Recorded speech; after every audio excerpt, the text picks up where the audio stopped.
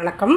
Christmas special new இயராக நம்ம விதவிதமாக cake செய்யலாம். எப்படி டிசைனாக ஒரே மாவில் எப்படி செய்யலாம்னு சொல்லிட்டு பார்க்கலாம். நான் இந்த மோல்டெல்லாம் யூஸ் பண்ணி தான் நான் பண்ணியிருக்கேன். இந்த நிலா கேக் மட்டும் வேறு மாதிரி பண்ணியிருக்கேன். நீங்கள் வீடியோவை ஃபுல்லாக பார்த்தீங்கன்னா தெரியும். இந்த பதிவு உங்களுக்கு ரொம்ப யூஸ்ஃபுல்லாக இருக்கும். வாங்க எப்படி செய்யலான்னு பார்க்கலாம். வணக்கம். பேக்கரி ஸ்டைலில் ஒரு நிலா கேக் செய்ய போகிறோம். அதுக்கு நான் ஒரு கப்பு அளவு சர்க்கரை எடுத்துருக்குறேன். இந்த சர்க்கரையை நல்லா பொடிச்சு எடுத்துக்கலாம். பாருங்கள், இது நல்லா சர்க்கரை நல்லா நைஸாக பொடி பண்ணின்னு வந்துட்டேன். அதுக்கப்புறம் அதே கப்பால் 2 கப் அளவுக்கு நான் மைதா மாவு சேர்க்குறேன். நீங்கள் கோதுமை மாவு 2 கப்பு கோதுமை மாவும் சேர்க்கலாம். 1 கப்பு மைதா 1 கப்பு கோதுமை அந்த மாதிரியும் சேர்த்துக்கலாம். இப்போ 2 கப்பு இதையும் சேர்த்து நம்ம ஒரு பல்ஸ் விட்டுக்கலாம். இப்போது இந்த மைதா மாவையும் சேர்த்துட்டேன். இப்போ அதுக்கப்புறம் அதே கப்பில் 1 கப் அளவுக்கு நெய் எடுத்துருக்கேன். இந்த நெய்யையும் சேர்த்து மிக்சியில் ஊற்றிட்டு இதுலேயும் நம்ம சுத்தமாக வழிச்சிட்டு எல்லாம் போட்டு ஒரு திருப்பிக்கலாம். இப்போது நம்ம அதையெல்லாம் நெய் எல்லாமே சேர்த்து சுற்றினதை இதில் ஒரு பவுலில் சேர்த்துக்கலாம். பாருங்கள், இப்போ நான் அந்த மிக்சியில் நெய் சர்க்கரை எல்லாம் போட்டு ஓட்டினதை எடுத்துட்டேன். இதில் ஒரு சிட்டிகை அளவுக்கு நான் உப்பு அதிலே போட மறந்துட்டேன். இப்போ இதை போட்டு நல்லா நம்ம இதில் பிசைஞ்சு எடுத்துக்கலாம். நல்லா உப்பு சேர்த்து நல்லா அழகாக பிசைஞ்சு வச்சாச்சு. இப்போது நான் மாவு பிசையும் போதே ஒரு குக்கரை நல்லா கனமான குக்கர் போட்டு ஸ்டாண்டு போட்டு இது ப்ரீ ஹீட் பண்ணினே இருக்கிறேன். இப்போ இதை நம்ம ரெடி பண்ணிவிட்டு பண்ணோன்னா ஒரு 15 நிமிஷத்தில் அது வெந்துடும்.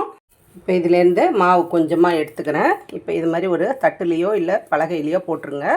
போட்டுட்டு கொஞ்சமாக நல்லா பரத்தி விட்டுக்கலாம்.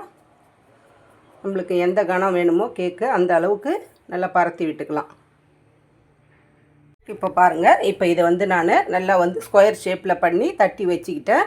இப்போ இந்த மாதிரி எட்ஜு வாய்ப்புறம் இந்த மாதிரி இருக்கிற மாதிரி ஒன்று எடுத்துக்கோங்க. ஒரு டப்பா இல்லைன்னா இங்கே பாருங்கள், இந்த மாதிரி கேக்கு மோல்டர் இது மாதிரிலாம் இருந்துச்சுன்னா இந்த மாதிரி ஷேப்பு இந்த மாதிரி இருந்தால் கூட எடுத்துக்கோங்க. இப்போ நான் நிலா கேக்கு மாதிரி செய்கிறதுனால இப்படி பண்ணிக்கிறேன். இதே மாதிரி நம்ம இந்த ஷேப்பில் எடுத்துக்கலாம்.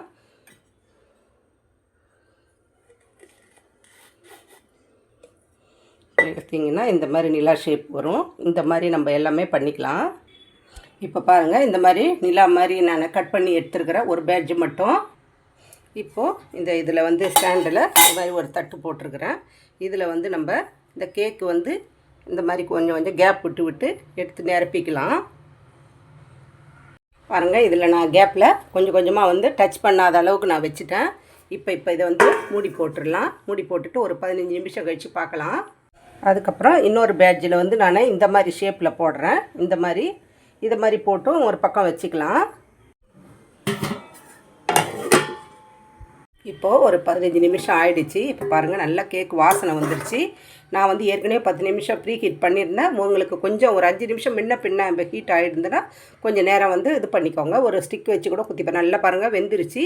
இப்போ ஸ்டவ்வை ஆஃப் பண்ணிவிட்டு நம்ம இதை ஆற விட்டு எடுத்துக்கலாம்.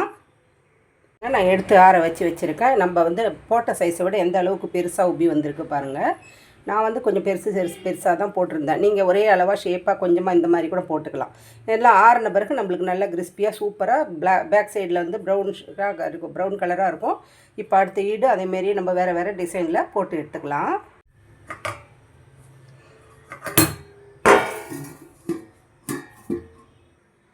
பாருங்கள், இது கூட நல்லா வெந்துருச்சு, சூப்பராக வந்துருச்சு. இதுவும் நல்லா ஆற வச்சு எடுத்துக்கலாம். பாருங்கள், நம்மளுடைய நிலா பிஸ்கட்டு சூப்பராக நல்லா ஆறி இருக்குது, ரெடி ஆகிடுச்சு. பாருங்கள், இந்த மாதிரி நல்லா பின்னாடி பேக் சைடில் ப்ரௌன் ஃபிஷ்ஷாக நல்லா செம்மையாக வந்திருக்கு.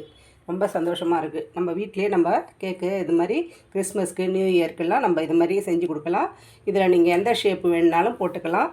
நிறைய கேக் மோல்டு அச்சுலாம் விற்குது. இப்போ இது மாதிரி வாங்கி நம்ம வீட்டிலே நம்ம சோடா உப்புலாம் சேர்க்காமல் நம்மளே வீட்டில் செஞ்சு கொடுக்குறது ஆரோக்கியமாகவும் இருக்கும். இந்த மைதா மாவுக்கு பதில் நீங்கள் கோதுமை மாவு கூட சேர்த்து செய்யலாம். இந்த பதிவு உங்களுக்கு பிடிச்சிருக்குன்னு நினைக்கிறேன். பிடிச்சிருந்துச்சுன்னா லைக் பண்ணுங்கள், ஷேர் பண்ணுங்கள். கதம்பம் 2.0 சப்ஸ்கிரைப் பண்ணுங்கள். பக்கத்தில் இருக்க பெல்லைக்கான அழுத்துங்க. வாழ்க வளமுடன், நாளும் நலமுடன்.